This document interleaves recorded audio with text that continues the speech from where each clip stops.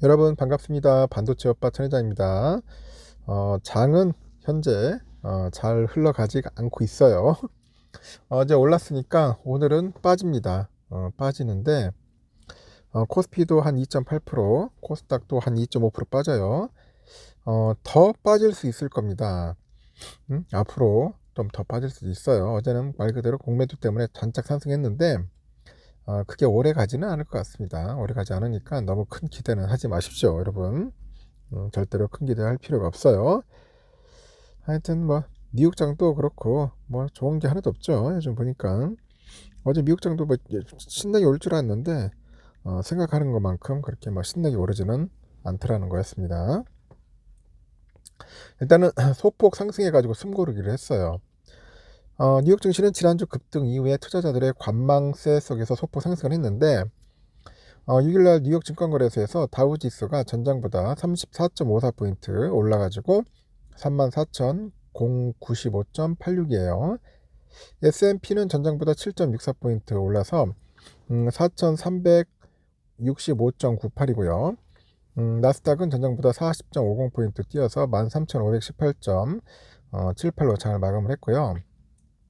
지난주 다우지수는 5.07% 올라서 2022년 10월 이후 최대 주간 상승률을 기록을 했습니다. S&P 500하고 나스닥도 각각 5.85, 6.6% 정도 상승을 해가지고 2022년 11월 이후 최대 주간 상승률을 보였습니다. 증시는 최근에 제롬 파월 연방준비제도 의장이 금융 환경이 크게 긴축됐다면서 이러한 환경이 지속될 경우 연준의 추가 금리 인상 가능성이 줄어든다, 이렇게 시사를 하면서 상승을 했고요. 그런데 연준의 금리 인상이 종료됐다는 전망에 국채금리가 하락을 하고 달러화 가치가 떨어지고 주가가 오르고 있는 점은 파월 의장이 언급한 지속적인 긴축 환경과는 거리가 멀어 보인다, 그런 이야기를 합니다.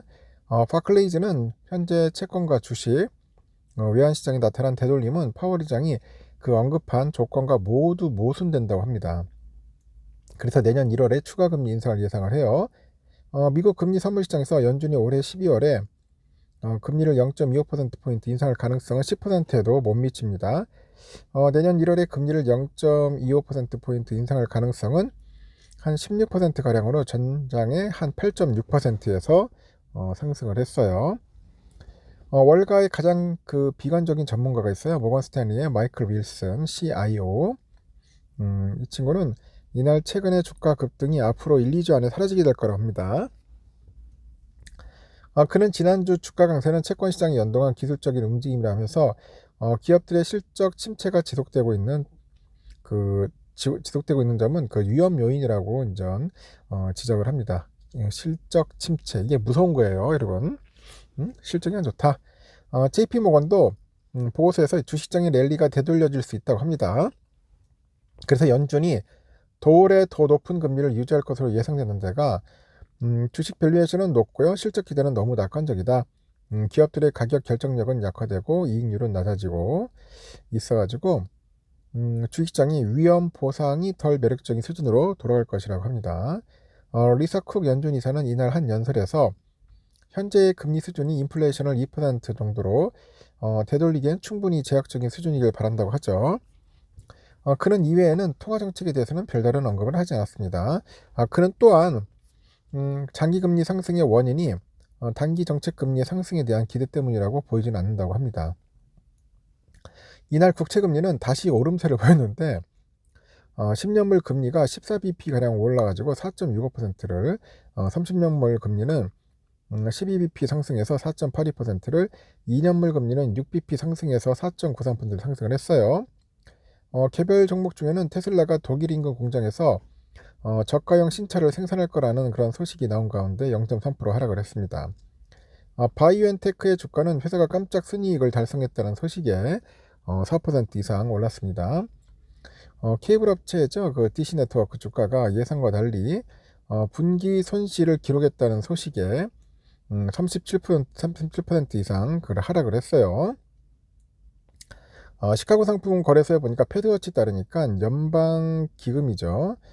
금리 선물 시장의 그 세상에서 마감 시점 연준이 12월에 금리를 동결할 가능성은 90.4%, 금리를 0.25% 정도 인상할 가능성은 9.6% 그쳤다고 합니다. 내년 6월까지 기준금리가 현 수준보다 인하될 가능성은 73.9%에 달해요. 금리가 현 수준으로 유지될 가능성은 22.6% 정도 달했습니다. 시카고 옵션 거래소 변동성 지수를 보니까 전장보다 0.03포인트 정도 하락을 해서 14.88을 기록을 했어요. 14.88을 기록을 하겠다. 그렇게 보시면 되고요. 현재 삼성전자는 여러분들 아시다시피 그렇게 좋지 않은 한 7, 800원 빠집니다. 지금 보니까 현재 7만원 선에서 까딱까딱 하는데 한 7만 100원, 200원에서 좀 현재 흐름을 보여주고 있고요. 현재 보여주고 있고, 외인들이 들어와요. 지금 외인들은 한 208만 주 정도 더 사고 있어요. 골드만 JP 애들이 좀 사고 있습니다. 우선주는 어떠냐? 우선주는 그래도 보합권에서 놀고 있습니다. 어제 57,100원, 200원 사이에서 좀 왔다 갔다 하고 있고 잘 버텨주고는 있어요. 아침에 잠깐 반등을 했는데 그건 금방 꺼졌고, 마찬가지로 외인들이 좀 삽니다. 모건 17만, 맥쿼리 10만, JP 8만 2천 해가지고 신나게 사고 있다. 그런데 많이 판다. 또 팔아요. 개미를 팔고 난립니다 지금. 그러다 보니까 주가가 좀 침체되고, 오늘 코스피도 한 2.86% 빠지죠. 개인들만 사고 있어요. 5,695억 5,695억 사고 있고, 외국인 2,600억, 기관이 3,200억 정도 신나게 매도하고 있습니다. LG엔솔이 한 9.5% 빠지고, 하이닉스 2.56, 삼바가 0.8, 포스코홀딩스 11%, 현대차 한 1.6, LG화학 6.2, 네이버 3%좀 빠지고 있고요. SDI 8.1, 기아 2%, 포스코 뷰챔 11.1, 셀트리온 1.2% 정도 빠지고 있네요. 일단은 그런 상황이고요. 코스닥은 817.75, 2.59% 정도 빠지고 있는데, 마찬가지로 개미들만 사고 있습니다. 4,900억 정도. 외국인이 2,700억, 기관 애들이 한 2,100억 정도 매도하고 있는데, 에코프로비엠이 한 7.1% 빠지고 있고, 에코프로는 오르고 있네요. 한 1%. 셀트리온 헬스케어 2.8, 포스코 DX 7.5, LNF 15.5, HLB 4.3, JYP 3.7, 알테오전 1.9, 파라비스 2.5, 레인보우 로보틱스 6.1 정도 현재 빠지고 있습니다. 어제 많이 올랐기 때문에 좀 빠지는데, 또 이 추세가요. 이게 빠지는 추세예요, 여러분. 오른 추세 아닙니다, 절대. 이 공매도 뭐 효과가 있긴 있겠지만은, 이 쇼커버링 치고 나서는 결국은 빠질 수 있습니다. 이제 외국인들이 수급이 안 들어오거나 이제 매도로 전환되면은 주가가 또 한번 휘청거릴 거예요. 지금 환율도 오르고 있고요. 1308.8원 참고하시기 바랍니다.